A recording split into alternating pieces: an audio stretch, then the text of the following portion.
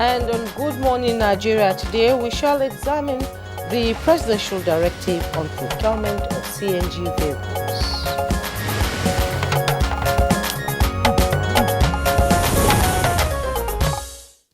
All right, Jumai, these days it would seem that movement from place to place would cost at least twice what it used to cost before now. Okay, triple what and, it used to cost before. And this is not, there's no discrimination. It is same for both commuters and private owned vehicles.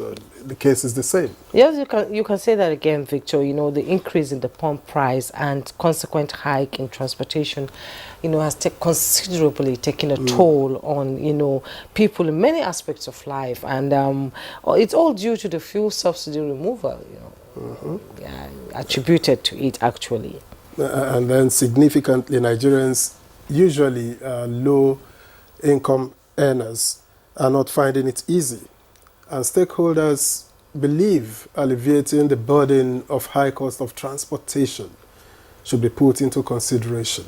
Well, of course, Victor, I know the government is aware of these and is making efforts in that direction. You will recall, you know, when the president announced an end to the fuel subsidy on May 29th last year, almost a year actually, how time flies, you know, and, you know, a lot of people were shocked. Within hours, the whole country just went wacko. Everybody trying to get fuel, you know, and he promised that the availability of compressed natural gas, mass transit buses and tricycles as measures to cushion the effect of subsidy removal. Then we're seeing it now. Absolutely, yes. Jumai, almost a year after it appears the initiative will now see the light of day. Barely 1 year. With the recent directive by the President at the Federal Executive Council meeting of May 13th, the President had directed the mandatory procurement of CNG-powered vehicles by all government ministries, departments, and agencies. And in his words, I quote, "This nation will not progress if we continue to dance in the same sport." You know, we said we have the will to drive the implementation of CNG adoption across the country, and we must set the examples as public officials in leading the way to that prosperous future that we are working to achieve for our people. End of quote. Well, very strong words there. Yeah, strong words. And the President further directed the rejection of all memos brought by members of the Federal Executive Council seeking the purchase of traditional petrol-dependent vehicles, tasking affected members of the Council to go back and diligently seek value-driven procurements of CNG-compliant vehicles. Now, while promoting a cleaner and more environmentally friendly transportation sector, how expedient and sustainable is this? And what will be the workability of this directive? Well, this and more we shall explore today on Good Morning Nigeria. I am Victor, as welcome to the program.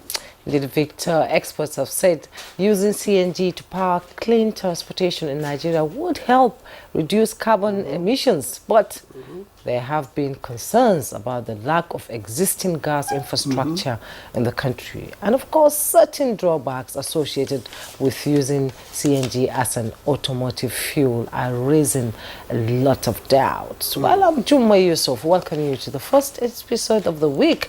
We're live on the network service of the NTA. It promises to be an insightful discussion, so do not touch that dial, with accompanying newspaper review, which we'll get to you shortly. But let's join the highlights of the news with Dennis Adegunle. Dennis, a beautiful Monday morning to you. Good morning, Jumai. How was your weekend? Alhamdulillah. And to you, Victor, good morning as well. Good morning, Nigeria. President Bola Tinubu has established a committee to oversee his administration's green economic initiatives. The Presidential Committee on Climate Action and Green Economic Solutions, to be chaired by the President, will coordinate and oversee all policies and programs on climate action and green economic development. This is to remove constraints to coordination, foster a whole-of-government approach to climate action programs, provide an efficient governance architecture, ensure that all relevant institutions in the sector are plugged into the President's vision, and to collectively implement the renewed hope agenda on climate action.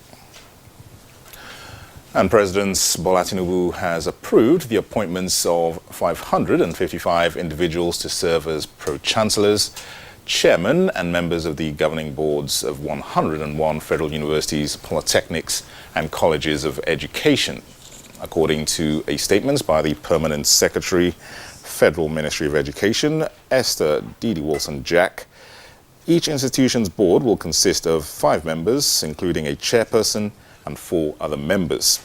The statement also announced that the inauguration and retreat for the governing councils would take place on Thursday, May 30th and Friday, May 31st. This development comes just days after the Academic Staff Union of Universities, ASU, threatened to embark on another strike over the non-reconstitution of the governing council and the implementation of the 2009 agreement with the government. The federal government has commenced reconstruction work on the Ekpoma-Auchi axis of the Benin-Lokoja highway. This is to ease movement of goods and commuters along the expressway. Minister of Works David Umahi, who was in Ekpoma, Edo State to inspect the road, said the 60-kilometer dual carriage project is under the tax credit scheme.